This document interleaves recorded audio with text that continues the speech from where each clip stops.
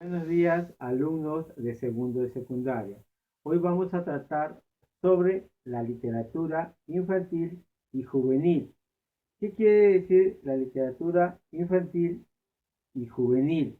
Su sigla va a ser LIG, pero no LIG, queríamos con G, sino con J. Literatura infantil y juvenil. Es ante todo y sobre todo literatura. Estamos hablando de literatura en sí. Si se le añade infantil o juvenil, es por la necesidad de delimitar una época concreta, ¿no?, de la vida del hombre, que en literatura está marcada por las capacidades de los destinatarios. ¿Qué quiere decir esto ahora? Digamos, vamos a suponer que un niño o un infante o infantil, digamos, quiere leer una obra, vamos a suponer a Mario Vargas Llosa, lo puede hacer. No es que sea necesariamente exclusivamente para mayores, porque ahí no tiene nada que ver, hay libros, digamos, que no es necesariamente para adultos. Entonces, lo puede leer cualquiera. Entonces, si un joven puede leer si quiere una historieta infantil, no hay problema. Ahora, por ejemplo, vamos a ver si dije, está marcada por las capacidades de los destinatarios, que son los lectores, y en menor medida por gustos e intereses de los lectores, muy concretos, así como por sus posibilidades de recepción literaria, o sea, la capacidad que tienen para poder entender una obra. Pero la LIC no es ni puede ser solo la que es escrita deliberadamente para niños. Es también aquella que, sin tener a los niños como destinatarios únicos o principales, ellos la han hecho suya con el paso del tiempo.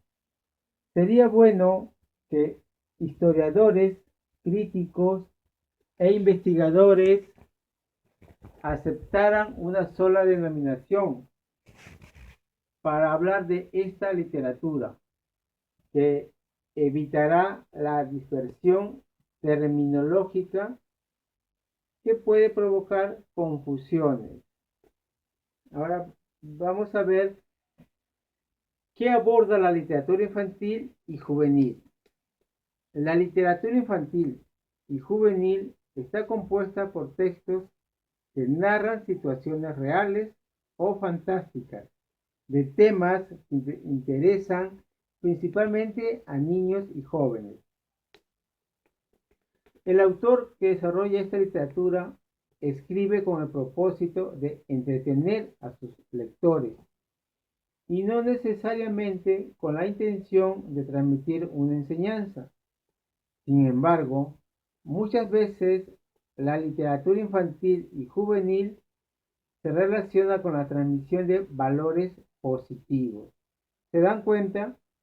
Sea infantil o sea juvenil, va a transmitir valores, como dicen, valores positivos. O sea, hay que ver la denominación. Tenemos, por ejemplo, eh, historias para niños, para jóvenes, para adultos. Pero quiere decir que el niño no puede leer una de adultos si le interesa, si tiene la capacidad literaria, la capacidad mental de, ¿cómo se llama?, de entenderlo, sí lo puede hacer. Entonces no se debería denominar de esta manera. Bueno, ojo, usted ya me conoce, ese es mi punto de vista. No digan, pues dice así, así va a ser. No, ese es mi punto de vista. Ahora bien, vamos a ver sobre las características de la literatura infantil y juvenil. Primeramente empecemos por la literatura infantil. Dice, trama lineal. Aunque últimamente la evolución de la literatura infantil ha llevado a tramas un poco más complejas, eso significa un poco más simples, ¿no? Con diferentes planos temporales, varias voces narrativas y tramas secundarias, como en la gran literatura. Aunque por supuesto, sin llegar a niveles semánticos demasiado complejos que la hagan inaccesible al joven lector. Ahí nos quiere decir, por ejemplo, que la lectura para los niños es más simple, sin demasiadas palabras rebuscadas, para que puedan entender. Ahora bien, la segunda, el tiempo y el lugar generalmente son inmanentes o arquetipillos establecidos mediante perdón, referentes tales como había una vez en un lugar muy lejano de aquí, hace mucho tiempo, entre otros. Recuerden que esos son los inicios de los cuentos, ¿no? Siempre se inicia con esas palabras. Ahora bien, imágenes de maravillosa sencillez, no por ello triviales, o sea que no tengan contenido. Estilo no recargado ni retórico, por contrario, muy ágil, dinámico y bastante depurado. También tenemos el empleo frecuente del diálogo en un estilo narrativo director poco referencial. Tenemos actualmente se observa con mucha frecuencia la presencia de personajes genéricos como topo, sapo, ardilla, ¿no? Entre otros. El empleo exhaustivo del insentido, el absurdo, la hiperbole y otros recursos humanísticos. ¿Qué se refiere ahí? El empleo exhaustivo del sinsentido, el absurdo, la hiperbole y otros recursos humorísticos. Se refiere muchas veces que se le da vida a animales que supuestamente están hablando, a piedras, árboles. Entonces, es algo que es sin sentido porque no hablan. Pues.